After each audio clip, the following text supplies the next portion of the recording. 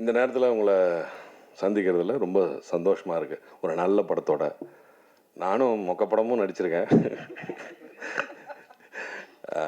இது வந்து ஒரு பெருமைக்குரிய ஒரு சந்தோஷமான ஒரு நிகழ்வு. நான் நடிக்கிறப்பயே நான் கதை கேட்குறப்ப சூரிய பிரதாப் வந்து கதை சொன்னப்பே எடுத்தோடனே தெரியும் எனக்கு. கேட்டோடனே நான் வந்து உடனே சொன்னேன், நான் தம்பி நடிக்கிறேன்னு சொல்லி முடித்து ஒரு 6 மாதம் 7 மாதம் கழித்து அவர் வரவே இல்லை. 7 மாதமாக வரவே இல்லை. சரி அவ்வளோதான் போல இருக்கு அப்படின்னு நினச்சேன். அண்ணா சார்ண்ணே வணக்கம், எல்லாருக்கும் வணக்கம். அதுக்கப்புறம் 7 மாதம் கழித்து வந்தாங்க.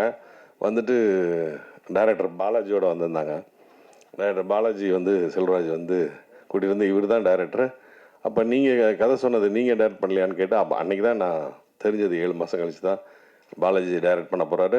சூரிய பிரதாப் கதை வசனம் மட்டும்தானே. ஒரு அற்புதமான கதை வசனத்தில் சுத்த தமிழ் பேசி நடிக்கக்கூடிய ஒரு அற்புதமான ஒரு வாய்ப்பு நமக்கு கிடைக்க போகுதுன்னு அப்போ எனக்கு தெரிஞ்சிருச்சு.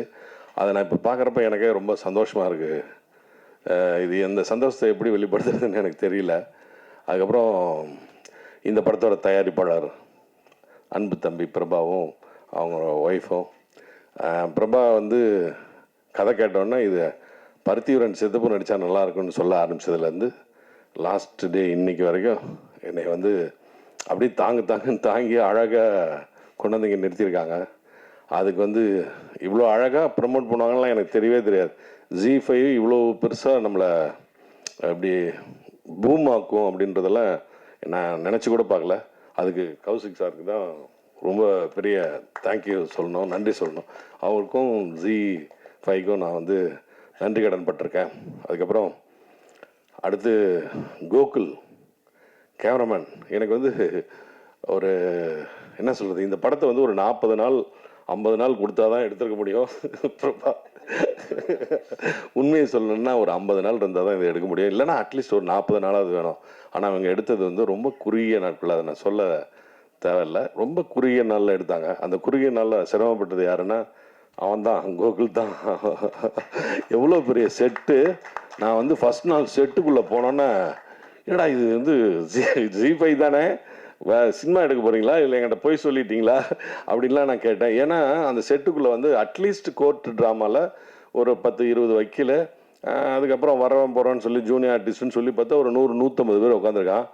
லைட் மேன்ஸ் ஒரு கிட்டத்தட்ட ஒரு 125 பேர் இருக்காங்க. ஒரு 300-350 பேரை வச்சு டெய்லி ஒரு 10 நாள் அந்த வெயிலில் அந்த செட்டுக்குள்ளே ஐயோ நினச்சி கூட பார்க்க. அந்த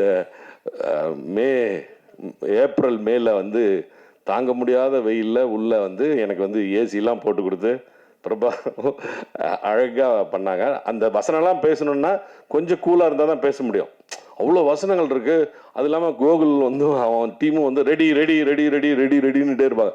இது ரெடியா இருடா வரேன், டைலாக் இருக்குடா, நான் பேசணுடா, நடிக்கணுடா தம்பிங்களா இருங்கடா அப்படின்னு சொல்லிட்டு அவர் ஒரு பக்கம் பாலாஜி வந்து சார் ரெடிங்களா போகலாமா அப்படின்னு வச்சு உட்காந்து கேரவனுக்குள்ளே போகவே விட மாட்டாங்க. அப்படி வந்து நெருக்கி ஓட விட்டு எடுத்தாங்க.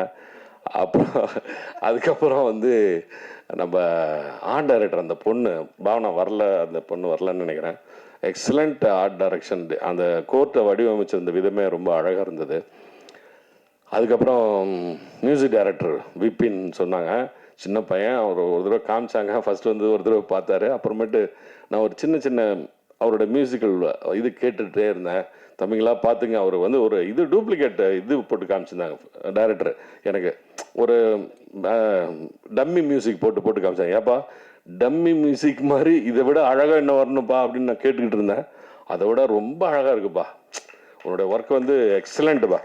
அதுவும் அந்த 5th reel 6th reel 7th ரீல்லாம் அவங்க பிரிச்சுட்டேன். ரொம்ப அழகாக இருக்கும், ரொம்ப எக்ஸலண்ட் தம்பி. நீங்கள் நிறைய படம் பண்ணணும், நிறைய மியூசிக் பண்ணணும். என்னுடைய வாழ்த்துக்கள், மனப்பூர்வமான வாழ்த்துக்களை நான் தெரிவிச்சுக்கிறேன். அதுக்கப்புறம் எடிட்டர் ராவணன், எக்ஸலண்ட் தம்பி. நீங்களா பண்ணீங்களா இல்லை எல்லாரும் சொல்லி கொடுத்து பண்ணீங்களான்னு எனக்கு தெரியாது. ரொம்ப ஃபாஸ்ட் பண்ணி ஃபஸ்ட்டு 2-3